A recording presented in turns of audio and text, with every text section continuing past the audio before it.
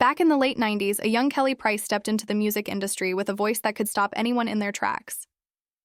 The moment she sang, people paid attention. Industry heads marketed her as pure, unfiltered talent, a singer with raw strength and a vocal range that very few could even dream of matching. From the very beginning, her path looked destined for greatness. Platinum records, chart-topping singles, and awards seemed almost inevitable.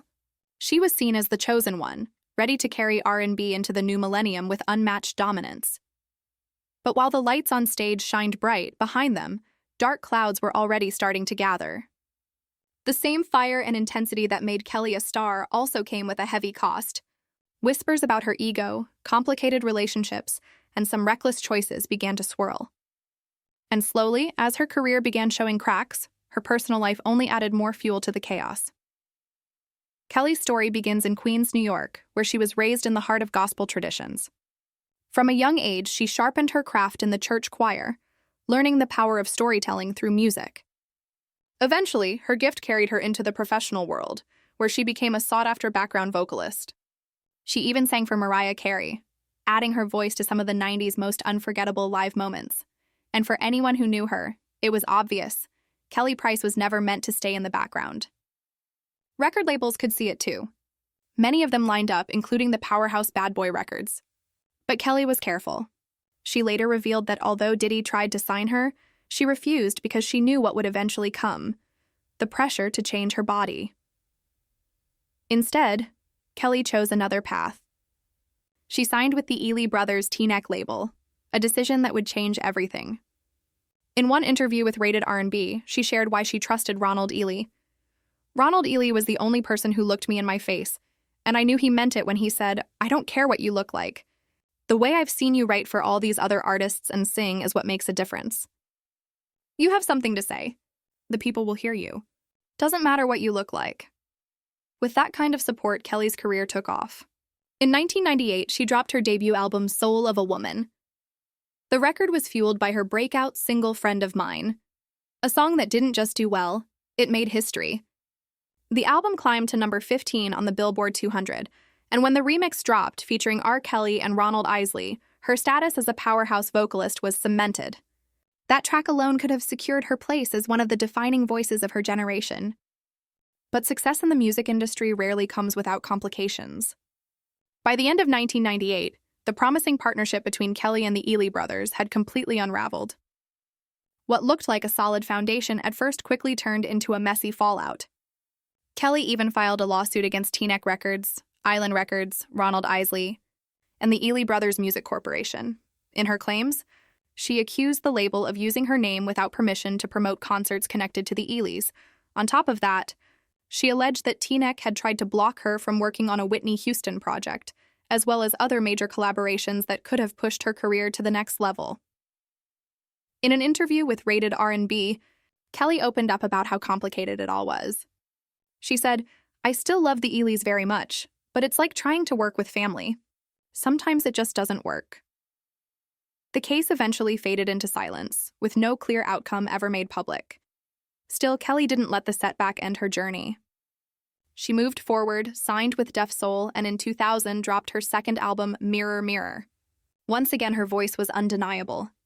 The record gave fans the powerful emotional ballads they expected, the kind of music that had always defined true R&B. She had songs on the radio, she earned critical praise, and her core audience believed she was inching closer to legendary status. But there was still something missing, something the industry valued even more than talent. Kelly had the voice, but she didn't have the brand. And in the music business, that small difference can decide whether an artist becomes iconic or fades into the background. As the 2000s rolled in, the R&B scene began to transform. Labels were pouring their energy into image-driven acts. Artists like Beyoncé, Ashanti, and Aaliyah weren't just singers, they were cultural forces, combining stage presence, choreography, style, and sex appeal into complete packages. Kelly, on the other hand, didn't fit that mold. She was heavier than most of the rising stars, uninterested in flashy dance routines, and not invested in projecting a glamorous persona.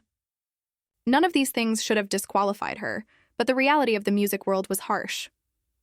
When appearance and image became more valuable than artistry, Kelly's career started slipping. the industry began to prioritize younger, slimmer, more marketable acts. And while Kelly's talent was too great to ignore, labels didn't see her as a long-term investment. She wasn't pushed aside completely, but she wasn't at the top of their list either. KellyPrice, once positioned to dominate, now stood in an awkward, uncertain space. After her second album, Kelly kept pushing forward. In 2001, she dropped a Christmas project, followed by Priceless in 2003. The single he proposed did manage to get some spins on urban radio, but by then, it was clear, the momentum of her career was slowing down. But here's the thing, it wasn't just about record labels or the politics of the music industry. Some of the cracks were coming from Kelly herself. Over time, her choices, her unfiltered public comments, and her struggle to control her own narrative started stealing the spotlight away from her music. Then came 2013. In March of that year, Kelly jumped on Twitter and posted something that stirred up a storm. She wrote, "I'm years late on this one, but I'm looking at a concert on TV right now of a certain singer and asking myself, what happened to your voice? Sometimes the gimmick goes too far. One day you go to sing and realize it ain't happening. This is making my throat hurt. The timing couldn't have been worse." At that exact moment, Mariah Carey, her former boss, had a TV special airing. Naturally, people assumed the tweet was aimed at Mariah. And if you know anything about Mariah's fanbase, you already know what happened next. Her fans dragged Kelly all over social media, showing no mercy. Kelly quickly tried to backtrack. She claimed it wasn't about Mariah at all, just a general observation. She told everyone to calm down. But by then, the damage was done. The internet had already labeled her as bitter and shady. Not long after, Kelly signed on for the first season of R&B Divas Los Angeles. And let me tell you, that was supposed to be her big TV comeback. Instead, it turned into a complete disaster. The drama was constant, the storylines were messy, and Kelly's appearance on the show only made her image issues worse. What could have been a redemption arc ended up looking more like another setback. When the R&B Divas Los Angeles reunion rolled around, the drama from Kelly's Twitter incident was still fresh in everyone's mind. And of course, the host, Wendy Williams, never one to avoid controversy, brought it up directly. She pressed Kelly about that shady tweet people swore was aimed at Mariah Carey. Kelly, sitting there under the bright studio lights, didn't back down. She explained, "Yes, we talking to Mariah. We were talking to a singer and I didn't name the singer. Somebody actually did name the singer, retweeted it and added a singer's name in Mariah. But the tweet was tweeted that way for a reason. If I wanted to name the person, I would have named them, but that was between me and the television screen at the moment." In other words, Kelly insisted she never directly called out Mariah. She claimed the tweet was vague on purpose, just a passing thought she had while watching TV. According to her, the drama only exploded because other people attached Mariah's name to it. But here's the thing.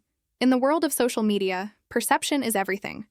And by the time Kelly tried to explain herself, it was already too late. The narrative had taken on a life of its own, and Kelly's image continued to suffer because of it. After the chaos of R&B Divas, Kelly sat down with a radio station and revealed that she wasn't happy at all with how she was portrayed on the show. According to her, producers had purposely created drama while leaving most of the positive moments out of the final cut. She even admitted to clashing with production behind the scenes. Kelly explained, "I got into heated arguments with production people for doing stupid things like asking me to set up ambush meetings with Shantae Moore and her ex-husband, for doing things like asking me to wear a dress that's 2 sizes too small because it would be funny to have the fat girl in clothes that are too small for her on television." Those revelations shocked some fans. But for many, the damage had already been done. Viewers felt turned off, and her reality TV appearance only added to the negative perception building around her name. Then life delivered even more heartbreak. In April 2014, Kelly lost her younger sister. Just a year later, she made another life-altering decision. She divorced her husband and longtime manager, Jeffrey Rolle, after 23 years of marriage. During an interview with Out Loud with Claudia Jordan, Kelly shared what pushed her to finally walk away. Her sister's passing, she said, was the wake-up call. She realized she couldn't stay in a marriage that was draining her spirit. Instead of sympathy, however, many fans attacked her online. Some women criticized her, asking how she could give up after 2 decades. Others flat out labeled her a failure, but Kelly stood firm. She explained that people had no idea what she was really going through, the alleged abuse, the constant disrespect, the struggles that played out privately. For the first time, she said, she was choosing herself. And although the internet dragged her, she felt peace in her decision. Still, controversy wasn't far behind. In 2016, Kelly performed at the Indiana Black Expo. Scheduled to appear during the gospel segment, she instead sang secular music, and that decision caused an immediate uproar. After she left the stage, the MC openly criticized her in front of the audience. Kelly didn't let it slide. She took to social media and fired back, saying she was never told she was supposed to perform a gospel song. She explained she had no idea her slot was part of the gospel portion of the show. As online users piled on, calling her everything but a child of God, the backlash grew louder. But then, something unexpected happened. The Expo's official account stepped in and confirmed Kelly's side of the story, that she was not told to perform gospel. With that validation, Kelly doubled down. She posted more clips, condemning so-called Christians who used religion not to uplift, but to tear others down with hate. After that storm, things went quiet for Kelly. For a few years, she stayed out of the spotlight with only small updates here and there. But in 2021, her name returned to headlines, this time in the most shocking way possible. KellyPrice was reported missing. Kelly's disappearance shocked fans everywhere. The news broke shortly after she had been discharged from the hospital, where she was fighting for her life against COVID. Her family told TMZ that during her hospital stay, they were in constant communication with her, and her children had visited her multiple times. But then, suddenly, everything changed. 3 weeks into her hospitalization, Kelly's children received a call saying their mother had been released. That's when alarm bells started ringing. They claimed that when they tried to check on her, Kelly's boyfriend blocked family and close friends from visiting her home. With no way to reach her and no answers from anyone around her, Kelly's loved ones grew desperate, and their concern pushed them to involve the authorities. The headlines exploded. R&B singer KellyPrice reported missing. Fans were worried, social media was buzzing, and speculation ran wild. But then, just days later, Kelly herself reached out to TMZ. Calmly, she said she was never missing. According to her, she had chosen to isolate while recovering from COVID, and she was intentionally distancing herself from family members she claimed hadn't been consistently present in her life. She also revealed just how severe her illness had been. At one point, her heart stopped. Kelly admitted she actually flatlined and had to be revived by doctors. Her explanation quieted some fears, but it also left behind unanswered questions. Kelly hinted at family drama but didn't reveal the full story until 4 months later. In an interview with Vlad TV, she revealed that while she was fighting for her health, her own sister allegedly tried to place her under conservatorship, a legal move that would have given her control over Kelly's finances. That revelation painted her disappearance in an entirely different light, showing just how deep the fractures within her family really were. And now, we arrive in September 2025, a moment that might be the final nail in her career's coffin. During an Instagram live session, Kelly went on a fiery rant, directly addressing her fans. She said she was done with the constant negativity, the cruel body-shaming comments that flooded her posts after her most recent performance. Her words would soon alienate her entire fan base. Nothing you can do about that. And while you looking for a new job, I'm still going to be selling out theaters and venues, looking like a fat slob in clothes that you said that I look nasty in, and my feet are so damn big, and who dressed me. I'm still going to be making my money. I don't even do this. You are some of the most nasty, disrespectful people on God's planet Earth. The things that you say about other black women, but you're an activist, and you are educated, and you are this, and you are that, and you are the other. But he has the right to disrespect a woman that has never done anything to them because they want to feel whatever, and they realize that they will never have to say what they say under a picture or a video of me. Something that is nasty and hurtful, and you want to put it there. You do that because you a bitch. And I mean that from the bottom. While Kelly may feel that black women are her harshest critics, the reasoning doesn't really add up. The truth is, black women have always made up the majority of her fan base. They're the ones who bought her records, packed her shows, and ultimately gave her a stage to build her career. So naturally, when backlash surfaces, it's going to appear most strongly from that same group, because that's who's been riding with her all along. And here's the irony. If Black women were truly tearing her down, her career wouldn't have even survived in the first place. That's the real mic drop moment.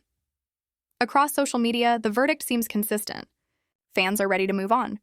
That Instagram Live felt less like a rant and more like the breaking point after years of controversy.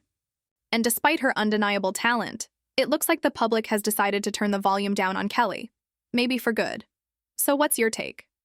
Does Kelly really deserve all the heat, or is she just being misunderstood? Share your thoughts in the comments. We want to hear from you.